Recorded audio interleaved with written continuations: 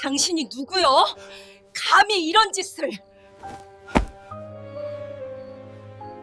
달 없는 밤, 나루지기 도겸은 떨리는 손으로 자루를 들었습니다.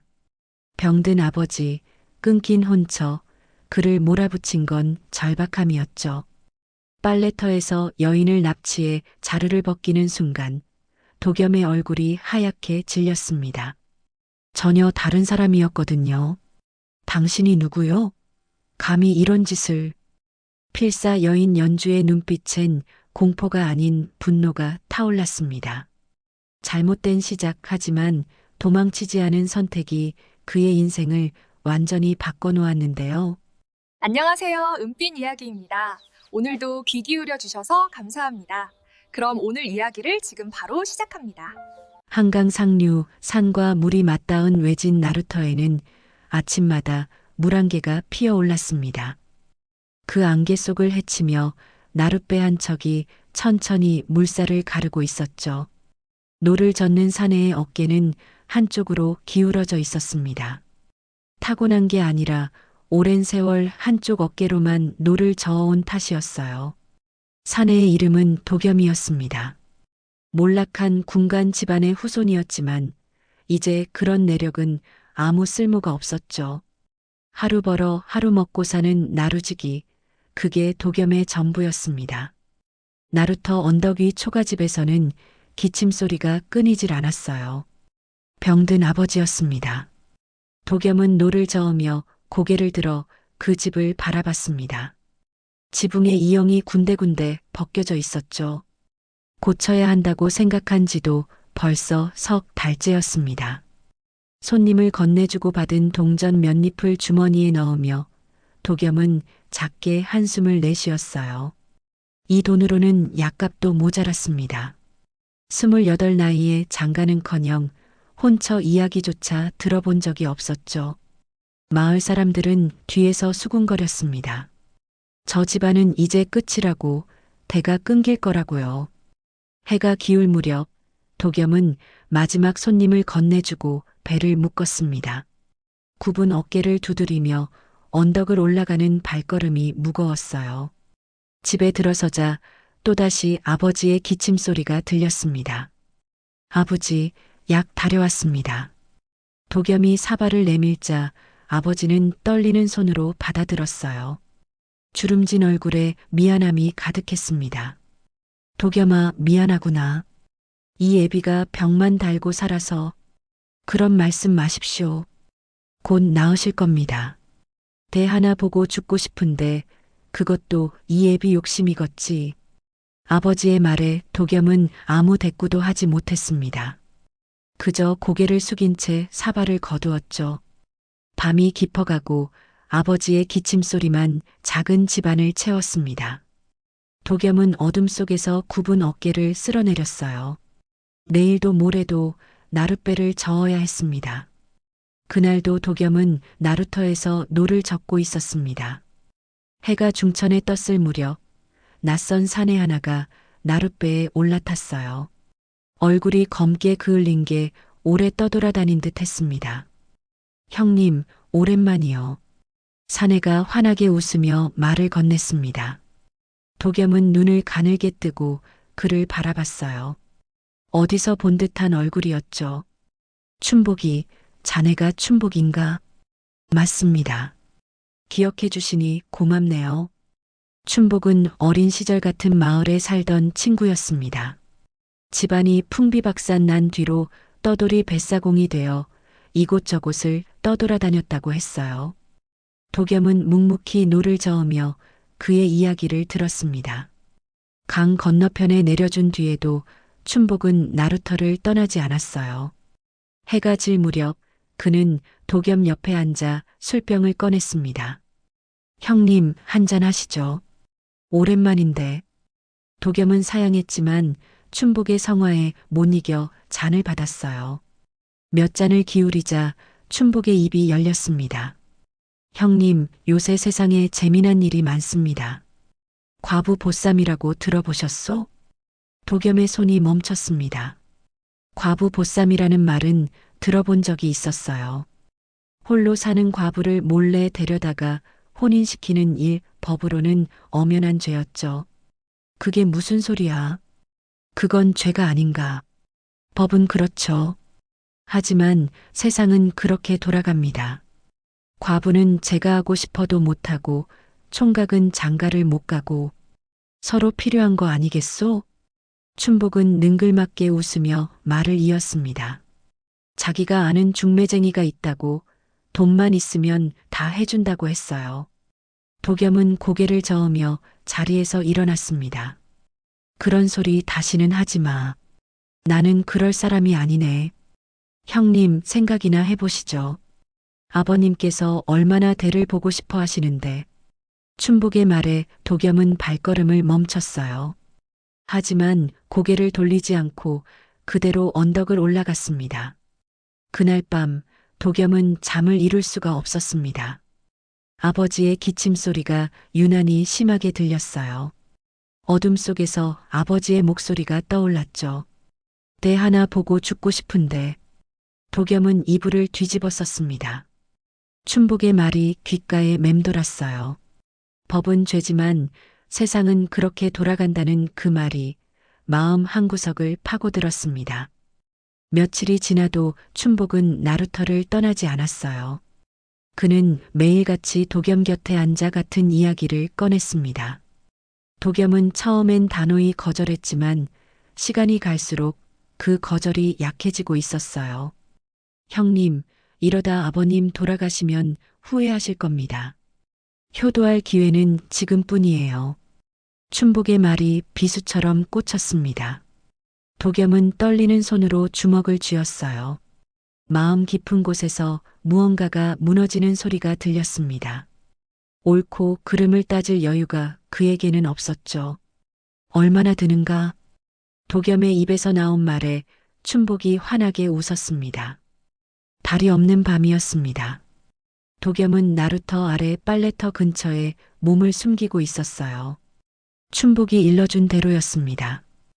오늘 밤 자시 무렵 과부 한 명이 빨래를 하러 나온다고 했죠. 손에 든 자루가 땀에 젖어 축축했습니다. 심장이 터질 듯 뛰었어요. 도겸은 몇 번이나 돌아서려 했지만 그때마다 아버지의 기침 소리가 떠올랐습니다. 한참을 기다리자 인기척이 들렸어요. 여인 하나가 빨랫감을 이고 나타났습니다. 어둠 속이라 얼굴은 보이지 않았죠. 도겸은 숨을 죽이고 그녀가 물가에 앉기를 기다렸습니다. 여인이 빨래를 시작했어요. 물소리가 고요한 밤을 채웠습니다.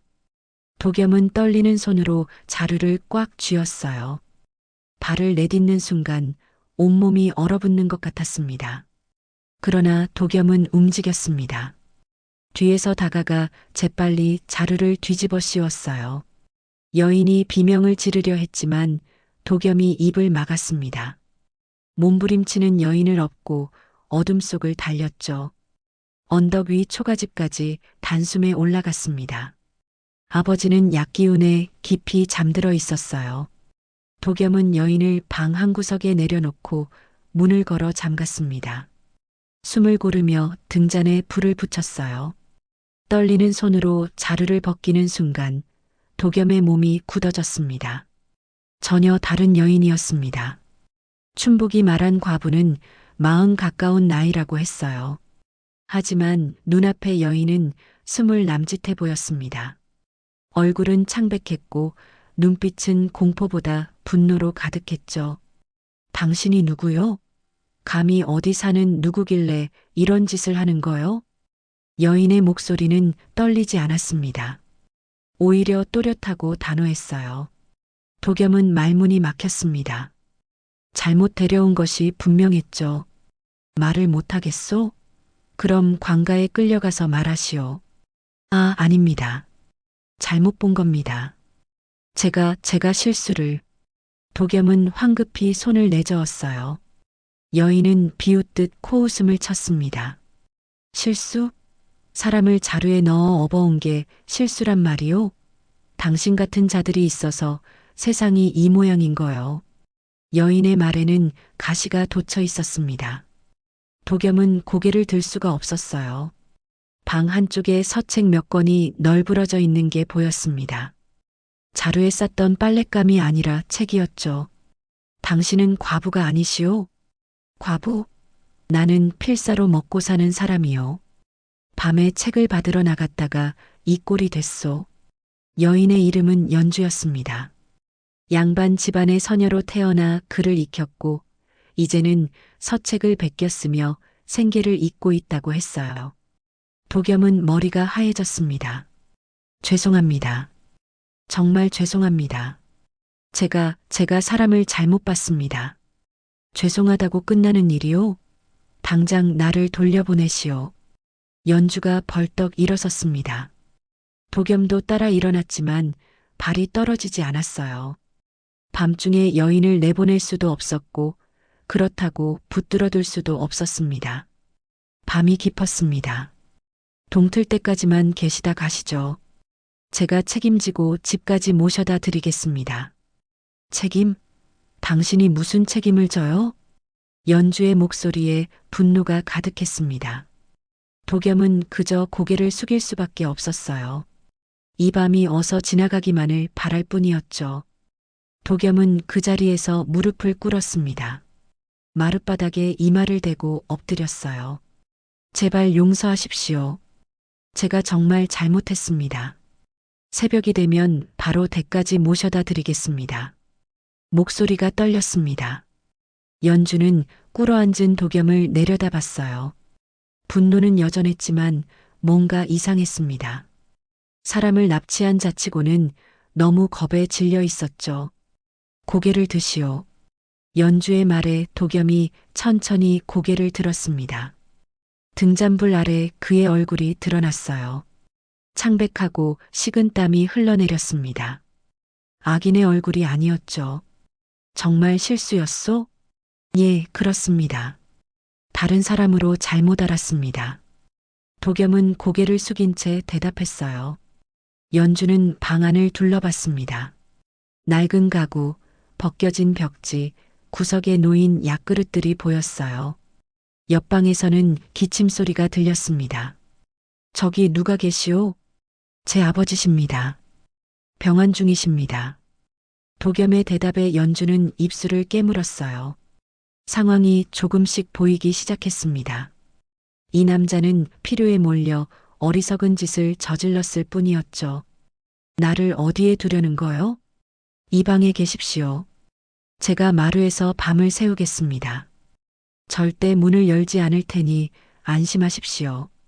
도겸은 일어나 방문을 열었어요. 그리고 밖으로 나가 문을 닫았습니다. 연주는 혼자 남겨진 방 안에서 한숨을 내쉬었어요. 도망칠 수도 있었습니다.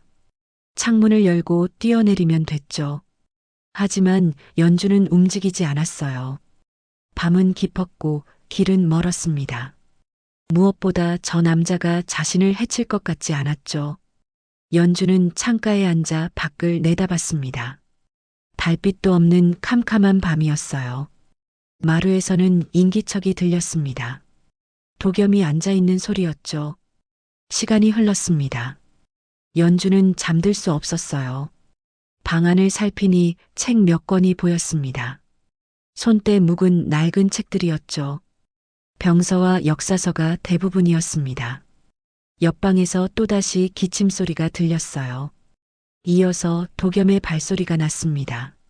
문틈으로 그림자가 움직이는 게 보였죠. 아버지를 돌보는 소리였습니다. 물 좀 드시죠, 아버지. 고맙다, 도겸아. 나직한 대화가 들렸어요. 연주는 귀를 기울였습니다. 아버지와 아들의 목소리에는 애틋함이 묻어 있었죠. 한참 뒤 도겸이 다시 마루로 나왔습니다. 연주는 창가에 앉은 채 그 인기척을 들었어요. 저 남자도 잠들지 못하고 있었습니다.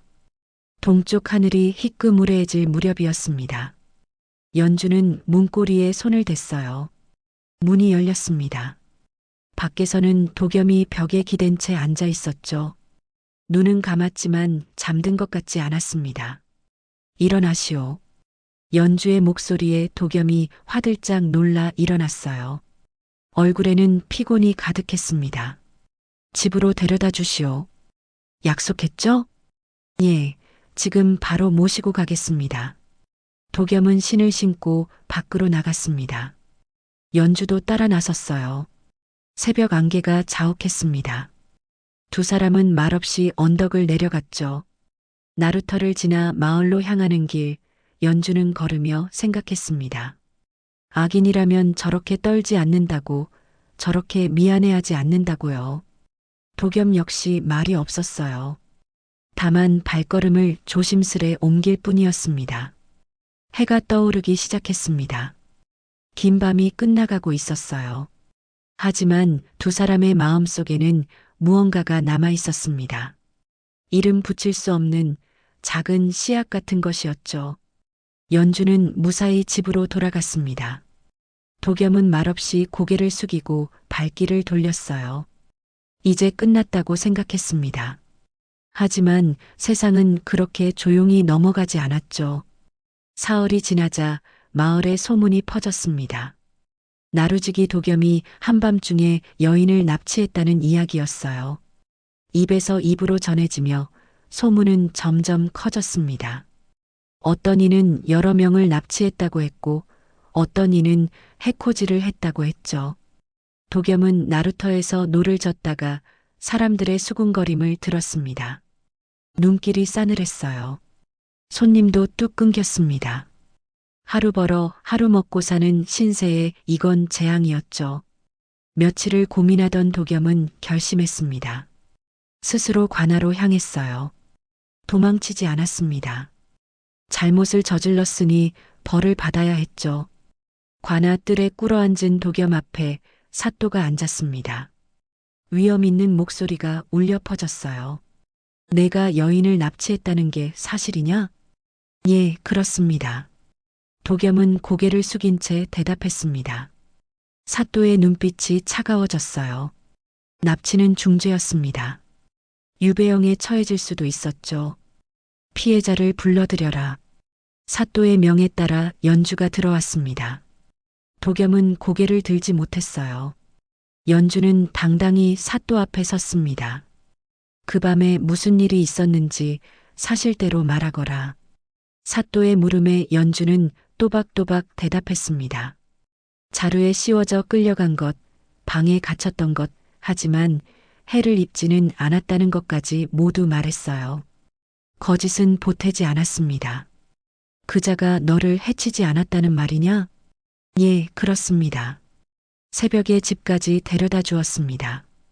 연주의 말에 관아가 술렁였습니다. 사또는 턱을 쓰다듬으며 도겸을 내려다봤어요. 비록 해를 끼치지는 않았으나 여인을 납치한 죄는 가볍지 않다. 공개 곤장 20대에 처한다. 도겸은 눈을 감았습니다. 죽음보다는 나았어요. 관아 앞마당에 형틀이 놓였습니다. 마을 사람들이 모여들었죠. 도겸은 형틀에 묶였습니다. 몽둥이가 내려칠 때마다 신음이 새어나왔어요. 하지만 도겸은 이를 악물고 견뎠습니다. 연주는 멀찍이 서서 그 광경을 지켜봤어요. 가슴 한구석이 아렸습니다. 곤장을 맞은 뒤 도겸은 열흘을 꼬박 누워 지냈습니다. 등과 다리에 멍이 시퍼렇게 들었어요. 움직일 때마다 비명이 나올 것 같았지만 참았습니다. 아버지가 걱정할까 봐였죠. 겨우 일어서게 됐을 때쯤 더 큰 문제가 닥쳤습니다. 마을 사람들이 도겸을 나루터에서 내쫓은 거예요. 죄인에게 나루를 맡길 수 없다는 이유였습니다.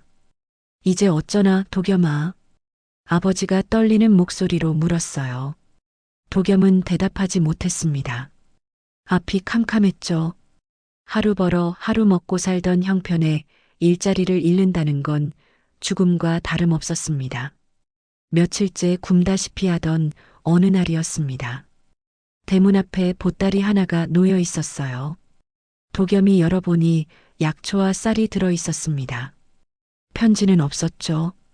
이틀 뒤 또 보따리가 왔습니다. 이번에는 서책 몇 권이 들어 있었어요. 낡은 책들이었지만 필사하면 돈이 될 만한 것들이었습니다. 도겸은 누가 보낸 건지 알 수 있었죠. 사흘째 되는 날, 도겸은 연주의 집을 찾아갔습니다. 작은 초가집이었어요. 문을 두드리자 연주가 나왔습니다. 왜 이러시는 겁니까? 도겸의 물음에 연주는 담담히 대답했어요. 동정이 아닙니다. 선택입니다. 무슨 말씀이십니까? 당신은 잘못을 저질렀지만 책임을 피하지 않았소. 그런 사람이 굶어 죽게 둘 수는 없지 않겠소? 연주의 목소리에는 흔들림이 없었습니다. 도겸은 고개를 숙였어요. 고맙다는 말이 목구멍에서 맴돌았지만 쉽게 나오지 않았죠. 책은 베껴 쓰시오. 글씨가 반듯하니 팔릴 겁니다. 다 쓰시면 제게 가져오시오. 연주는 그렇게 말하고 문을 닫았습니다. 도겸은 한참을 그 앞에 서 있었어요. 보따리를 꼭 안고 집으로 돌아왔습니다. 그날부터 도겸은 밤마다 등불을 켜고 서책을 베껴 썼습니다. 글씨는 서툴지 않았어요. 어릴 적 배운 게 남아 있었죠. 손이 아프고 눈이 침침해도 멈추지 않았습니다. 보름이 지나 책을 다 베껴 쓴 도겸은 연주를 찾아갔어요. 연주는 글씨를 살펴보더니 고개를 끄덕였습니다. 잘 쓰셨소. 이 정도면 팔 수 있겠소. 며칠 뒤 연주가 돈을 가져다 주었습니다. 많지는 않았지만 당장 끼니를 때우기에는 충분했어요. 도겸은 떨리는 손으로 돈을 받았습니다. 감사합니다. 당신이 일한 대가요. 감사할 건 없소. 두 사람은 더 이상 말을 잇지 않았습니다.